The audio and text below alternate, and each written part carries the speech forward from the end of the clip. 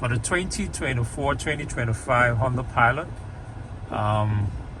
instead of using your dashboard, you can use your screen, display screen, to clear your vehicle maintenance items. Just go home and it shows you all of the applications. Scroll to the next page and you have vehicle settings. Vehicle settings, go to the last page, maintenance info.